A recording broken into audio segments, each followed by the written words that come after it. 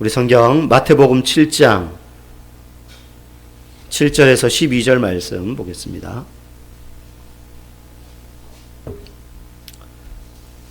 마태복음 7장 7절에서 우리 12절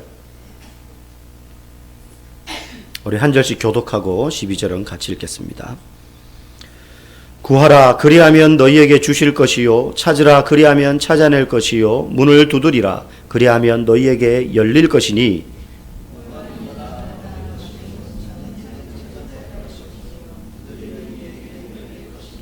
너희 중에 누가 아들이 떡을 달라 하는데 돌을 주며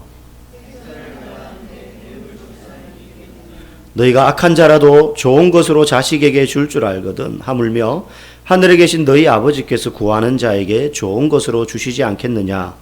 그러므로 무엇이든지 남에게 대접을 받고자 하는 대로 너희도 남을 대접하라.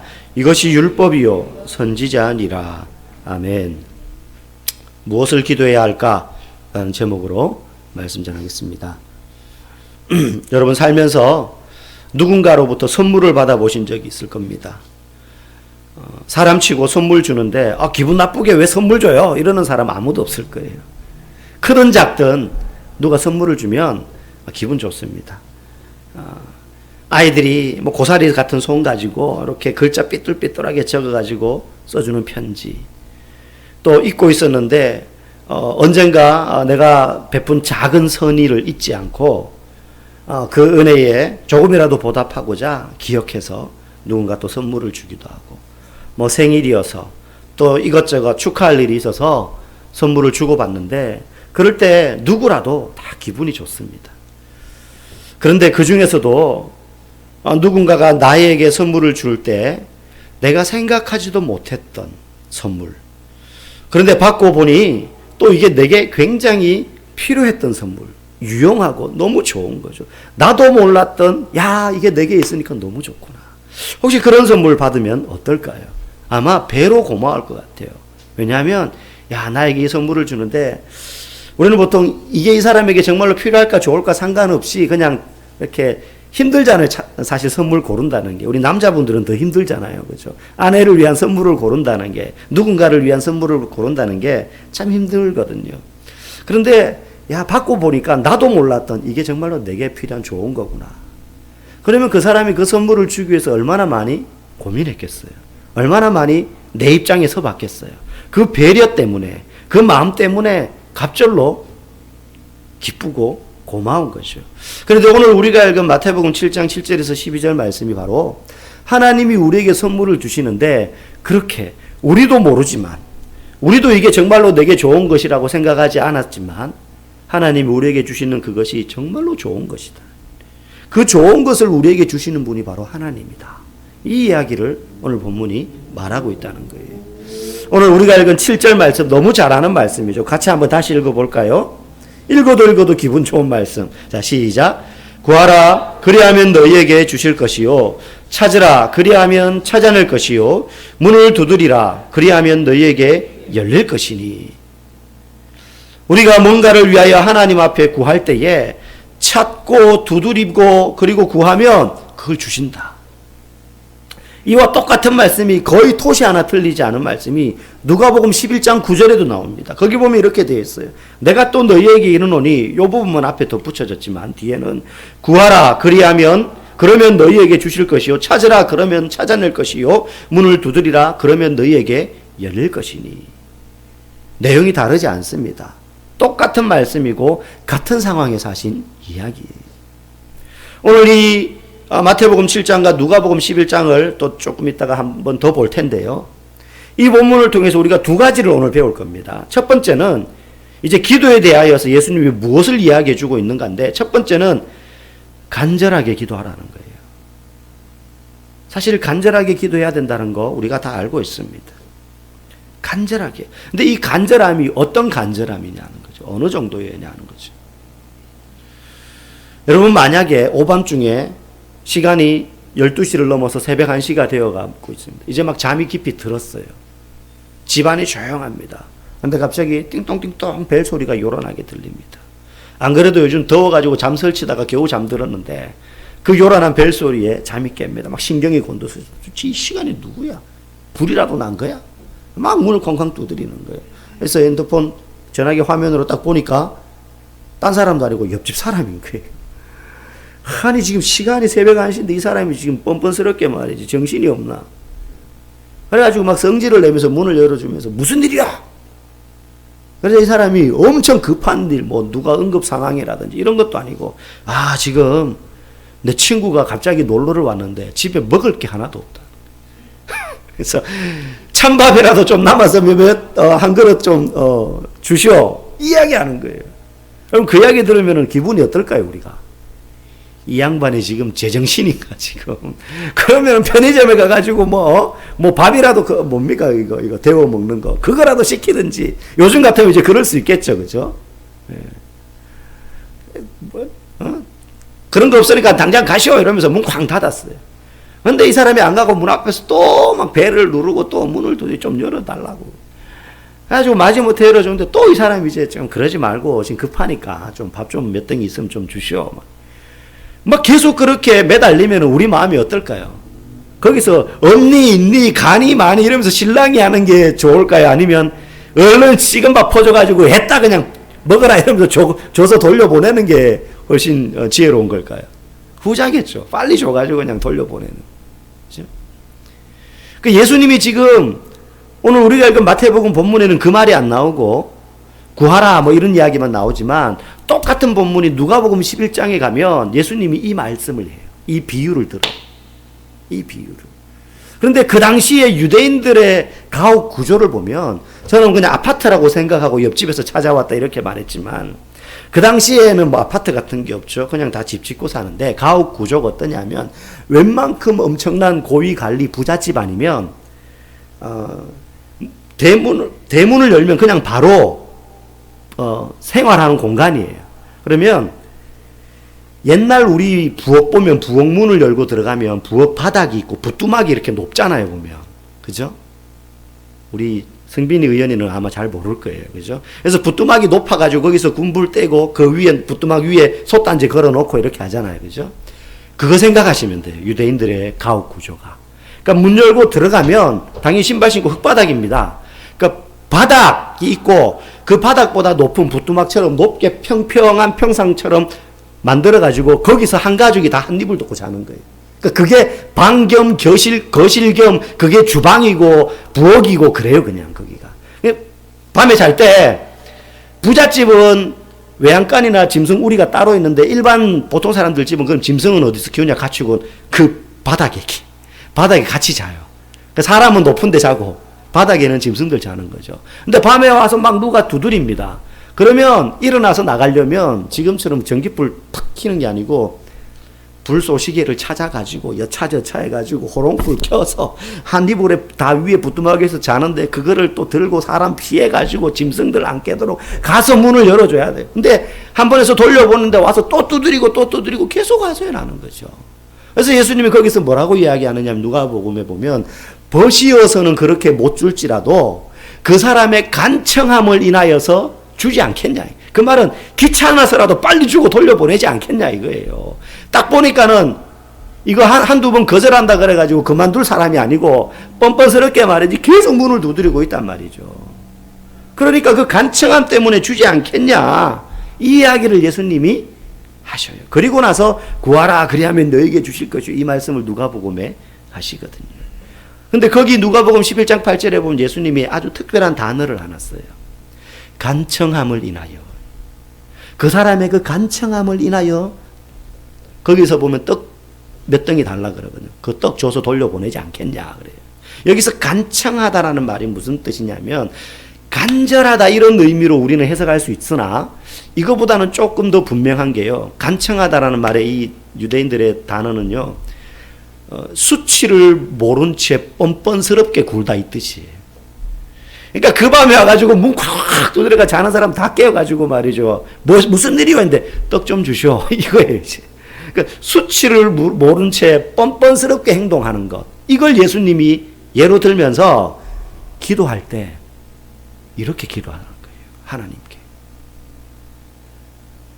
이렇게 하나님께 간절히 기도하라는 거예요.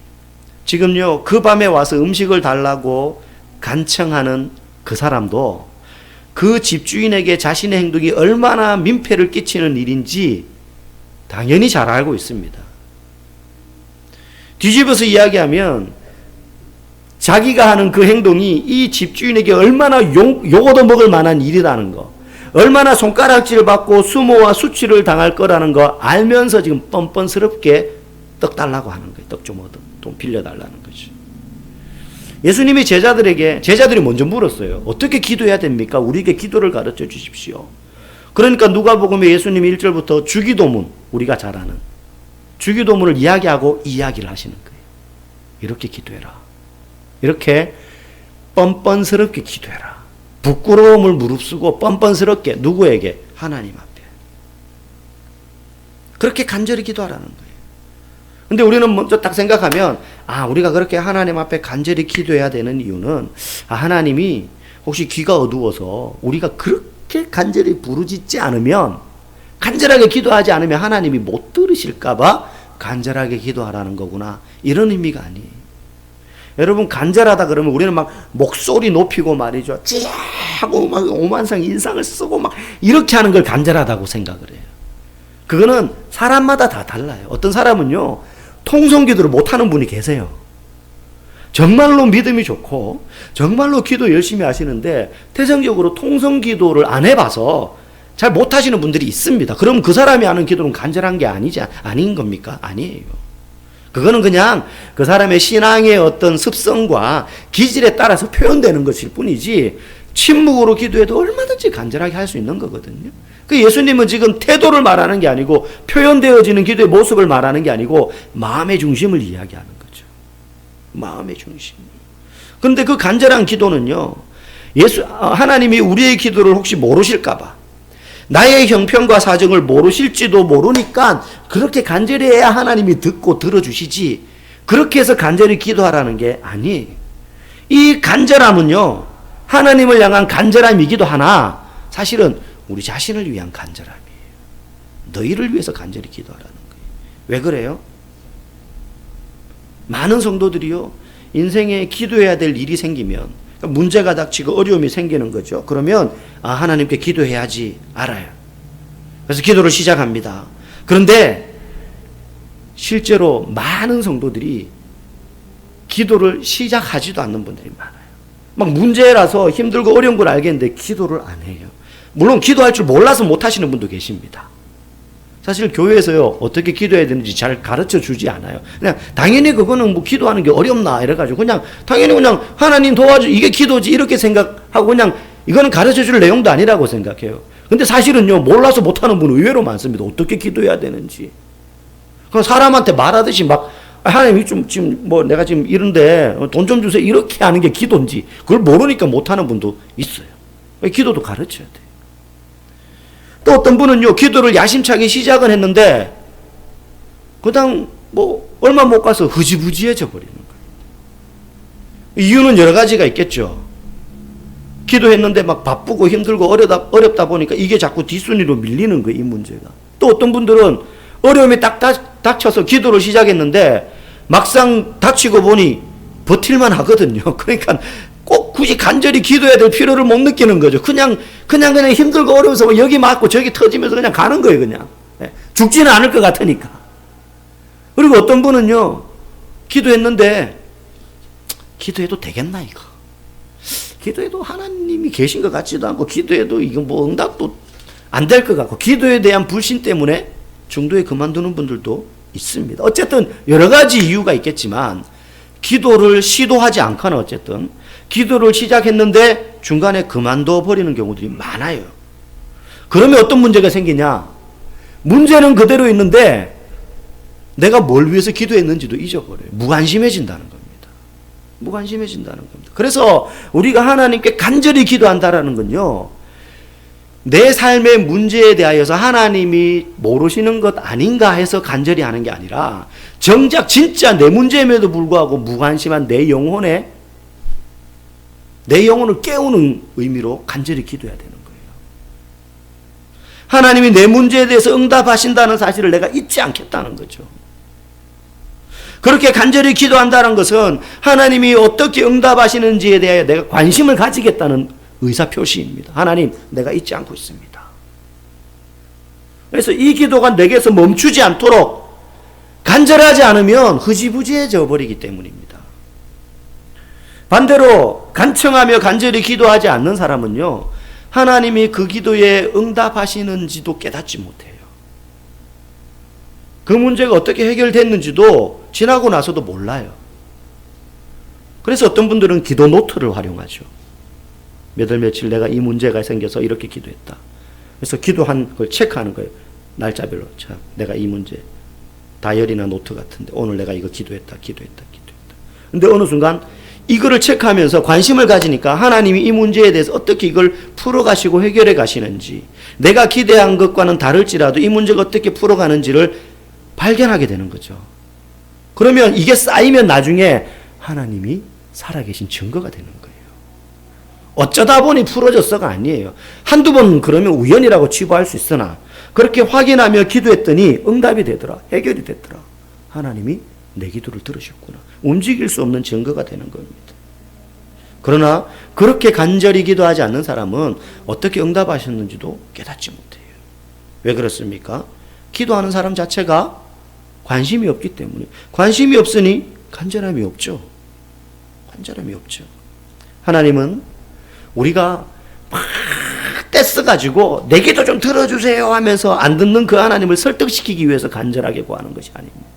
하나님은요, 우리의 기도에 항상 귀를 기울이시는 분이고 눈을 들어 우리의 마음과 삶의 형편을 돌아보시는 아버지이십니다. 그렇기 때문에 우리는 간절히 기도해야 됩니다. 이것이 오늘 예수님이 제자들과 우리에게 가르쳐주는 기도의 첫 번째 내용이에요. 그런데 여기까지만 알면, 구하라 그러면은 주시고, 찾으면 찾고, 두드리면 열린다 했으니까 구하면 하나님 다 응답하시는구나, 그러니까 간절히 기도해야지, 이렇게만 하면 기도에 대해서 절반만 알고 있는 거죠. 그 뒤에 가르침이 너무 중요합니다. 예수님이 두 번째 우리에게 기도에 대해서 가르치는 중요한 내용은, 그러면 간절히 구하는데 무엇을 구해야 하는가요? 뭘 기도해야 되는가죠?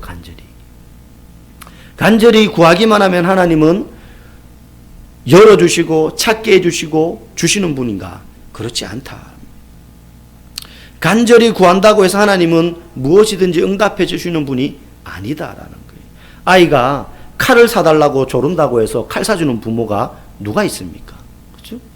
오늘 9절 10절 말씀이 그거예요. 예수님 말씀하시잖아요. 너희 중에 누가 아들이 떡을 달라 하는데 돌을 주며 생선을 달라 하는데 뱀을 줄 사람이 있겠느냐? 자식 보고 죽으라는 거잖아요. 그럴 부모 없다는 거예요. 아이가 원하는 것을 사주는 부모가 좋은 부모가 아니라 아이에게 정말로 좋은 것을 사주는 부모가 좋은 부모예요. 당연한 말이지만 많은 부모들이 이걸 헷갈려해요. 요즘 막 한 명도 잘 안 놓다 보니까 한 명 낳은 그 아이를 그냥 신처럼 떠받듭니다. 그래서 원하면 다 해줘요. 원하면 다 해줘요. 핸드폰 사달라 그러면 핸드폰 다 사줍니다. 뭐 많은 조건을 걸지만 그 조건은 무의미해요. 뭐 해달라 그러면 다 해줘요. 그래서 귀한 줄 몰라요. 당연한 건 줄 알아요. 원하는 걸 다 해주는 부모가 좋은 부모가 아니라 정말로 그 아이에게 좋은 걸 해줘야지 되는 겁니다. 그 아이에게 필요한 걸 해줘야 돼요. 마찬가지로 성도가 간절히 구한다고 해서 하나님이 다 응답하시는 건 아니라는 거예요. 그럼 뭘 구해야 되느냐가 중요하죠. 오늘 11절에 보면 끝에 이렇게 말합니다. 하물며 하늘에 계신 너희 아버지께서 구하는 자에게 좋은 것으로 주시지 않겠느냐.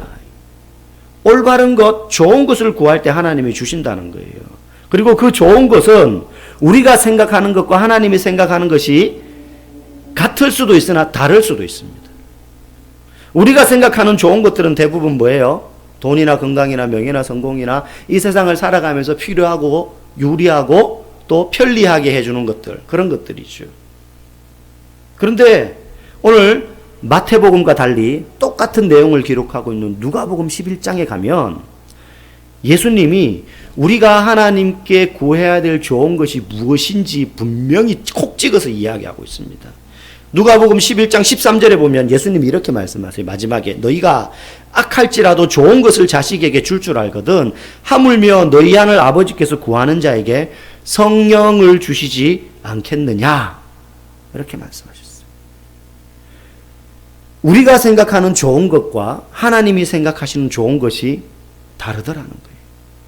하나님이 생각하시는 좋은 것은 성령이었어요. 우리가 구해야 될 좋은 것은 돈이 아니고 성공이 아니고 성령이었어요.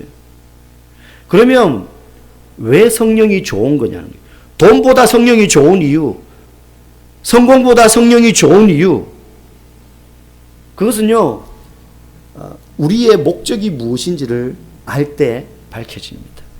여러분, 진짜 어떤 물건이나 그 사람의 가치가 드러날 때는요, 그 존재하는 목적대로 사용될 때의 가치가 드러납니다. 예를 들면 이런 거죠. 칼을 가지고 삽질을 한다고 생각해 보십시오. 그 칼의 가치를 제대로 드러내는 겁니까? 아니에요. 오히려 베리는 거예요. 가치를. 칼을 가지고 막 못질을 한다고 생각해 보십시오. 그거 제대로 그 가치를 드러내지 못하는 겁니다. 좋은 차 에쿠스 예를 들어 뭐 외제차 일단 빼고 에쿠스를 딱 뽑아놓고 뒤에 쟁기를 달아서 밭을 간다고 생각해 보십시오. 그 차의 가치가 완전히 바닥으로 떨어지는 거죠. 여러분, 농부가 바다에 가서 그물로 고기를 잡고 화가가 무대에 올라가서 춤을 추면서 노래를 부른다고 생각해 보십시오. 즐겁지 않고 행복하지 않습니다. 농부가 가장 행복하고 농부의 가치가 농부로서 드러날 때는 농사 지을 때 땅을 파면서, 화가가 가장 즐겁고 행복하고 빛이 날 때는 그림을 그리는 겁니다. 목적대로 쓰임 받는 것, 그게 물건이나 사람에게 있어서 가장 가치 있는 일이고 가장 행복한 삶이에요. 존재의 목적대로 사는 것. 그러면 저와 여러분들은 어떤 존재예요? 성도예요. 예수 믿는 사람이 그리스도인이란 말이죠. 그러면 우리의 성도의 삶의 목적이 뭡니까? 하나님이 원하는 대로 살아야 되는 거예요. 지어진 목적대로. 그럼 하나님이 우리에게 뭘 원하셔요? 잘 모르죠. 그때 성령이 그걸 가르쳐 주시는 분이에요. 하나님 우리에게 뭘 원하시는지 그걸 가르쳐 주는 분이 내가 막 생각해가지고 연구해가지고 이거구나 이렇게 하는 것이 아니라, 그 안에 예수 그리스도를 믿는 사람은 성령이 이미 임했는데 그게 그 성령이 네 안에서 충만하게 활동할 때, 그때 깨닫는 거예요. 하나님이 내게 이걸 원하시는구나. 하나님이 내 삶을 통해서 이루고자 하시는 하나님의 뜻이 이거구나. 그때 성령을 통해서 그걸 깨닫게 되는 거예요. 그러면 우리는 하나님이 원하시는 삶을 살게 되는 거죠. 그러면 그리스도인이기 때문에 하나님이 원하시는 삶을 살 때 우리는 가장 빛이 나고 가장 기쁘다는 거예요. 그런데 우리 안에는 어떤 현상이 일어납니까? 우리 안에는 하나님이 기뻐하는, 성령이 알게 하신, 깨닫게 하신, 하나님이 원하시는 대로 살아야지 하는 마음의 욕구와 내가 원하는 대로 살고 싶어하는 욕구가 항상 부딪힙니다. 이거는 모태신앙인이든 3대째 예수 믿는 사람이든 목사든 장사가 없어요.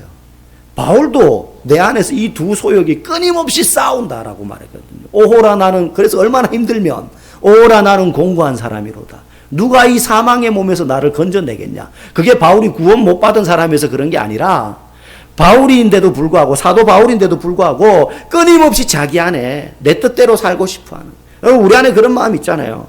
내가 예수 믿는 사람이지만 그래도 내 마음 한쪽에는 좀 세상에서 이름도 내고 돈도 벌 만큼 벌고 말이죠, 번듯한 집에서 살고 싶은 욕망이 계속 있어요. 여러분, 이게 나쁘지 않습니다. 이게 나쁘고 이게 죄라는 건 아니지만, 이런 마음이 죄는 아니지만 이 욕망대로 우리가 살기 시작하면 우리의 삶의 목적대로 살지 못하게 된다는, 그게 문제라는 거예요.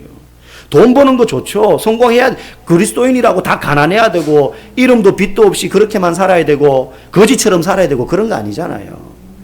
이걸 이쪽으로 서야 되는 거죠. 이 욕망 쪽으로, 성령의 소욕을 따라서. 근데 여기에만 따라가 버리게 되면, 다시 말하면, 뒤집어서 말해서 성령이 충만해야 되는데 성령 충만하지 못하고 이 욕심이 충만하게 되면 우리는요, 이 땅에서 아무리 성공하고 아무리 돈을 많이 벌고 아무리 명예를 더 높여도 기쁨이 없어요. 왜? 목적대로 안 사는 거기 때문에. 마치 교회는 다니는데 여전히 내 삶은 이쪽에 욕심이 맞춰져서 이걸 추구하며 살면요, 칼을 가지고 삽질하는 것이고 농부가 바다에 가서 그물 던지는 것과 같은 삶을 사는 거예요. 그러니까 교회 나와가지고 신앙생활 하는데도 정작 자기가 해야 될 삶의 목적대로 살지 않으니까, 하나님이 원하시는 목적대로 살지 않으니까 기쁨이 없는 거예요. 매일 제자리에서 쳇바퀴 도는 거죠. 즐겁지 않아요. 신앙생활 하는 게. 인생이 기쁘지 않아요. 그렇기 때문에 우리는 하나님이 원하시는 삶의 목적대로 살기 위해서 그걸 가르쳐 주시는 성령, 그 성령을 구해야 된다는 거예요. 그래서 예수님이 구하되 성령을 구해라. 우리의 인생의 가치가 가장 드러나고 빛날 때는 바로 성령을 구하고, 그래서 그 성령이 가르쳐 주시는 하나님의 목적대로 살 때인 줄 여러분 믿으시기 바랍니다. 여러분, 우리가 성령을 구하되 수치를 무릅쓰고 뻔뻔스럽게라도 구해야 되는 이유가 무엇입니까? 예수님이 우리를 위하여 수치를 당하셔서 죽으셨기 때문에.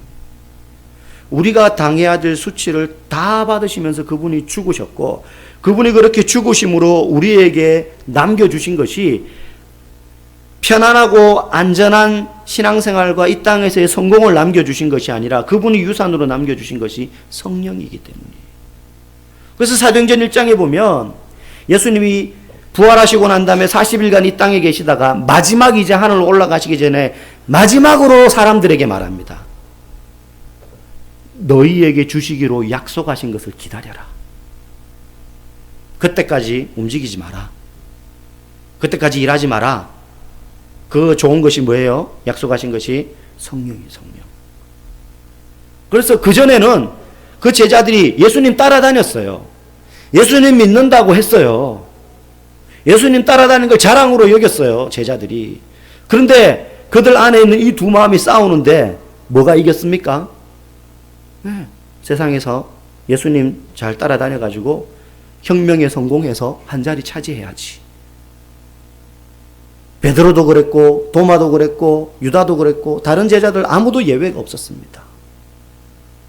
예수를 따라다녔지만 여전히 그들 마음 가운데는 성령 충만한 게 아니라 자신의 육신의 소욕을 따라서, 욕심을 따라서 살다 보니 예수님 붙잡히실 때 다 도망가 버리는 거. 이거 아닌데, 이거는 내 계획과 다른데, 이거는 내 생각과 다른데, 이건 내가 그린 그림과 다른데, 이건 아니지. 다 도망가 버렸잖아요.